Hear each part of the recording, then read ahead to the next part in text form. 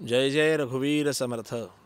स्वानंद जनकल्याण प्रतिष्ठान यांची गेली 14 वर्ष स्वातंत्र्यवीर सावरकर यांच्या नावानं व्याख्यानमाला इथे होते आणि मी पहिल्यांदाच या व्याख्यानमालेमध्ये समर्थांचं संवाद सूत्र हा विषय मांडण्यासाठी आलो होतो आणि खूप सुंदर आयोजन नियोजन दोन्ही गोष्टी छान होत्या। म्हणजे आपण अशासुद्धा सामाजिक उपक्रमातनं आज जवळजवळ 700-800 लोकांपर्यंत समर्थांचे विचार मी पोचवू शकलो। असेच छान छान उपक्रम या संस्थेकडनं व्हावेत।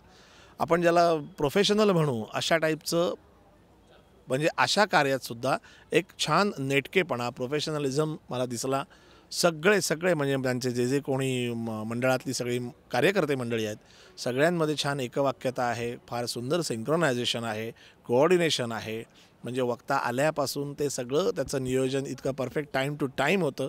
वेळेत कार्यक्रम सुरू होणं ही फार मोठी गोष्ट आहे। आजच्या काळात जरा कमी बघायला मिळतं आहे वेळेत सुरू होणं।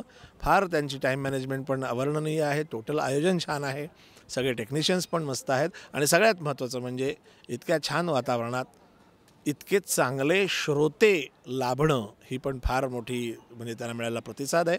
माझ्यासारख्या समर्थ भक्ताला ह्याच्यापेक्षा दुसरा अजून आनंद काय की समर्थांचे विचार अशा छान श्रोत्यांसमोर मांडायला मिळावेत आणि असंच भाग्य पुन्हा पुन्हा माझ्या ललाटी यावं हीच मी समर्थ चरणी प्रार्थना करतो। आणि पुन्हा एकदा स्वानंद प्रतिष्ठानला माझ्याकडनं भरभरून शुभेच्छा आणि समर्थांचा संपूर्ण आशीर्वाद। जय जय रघुवीर समर्थ।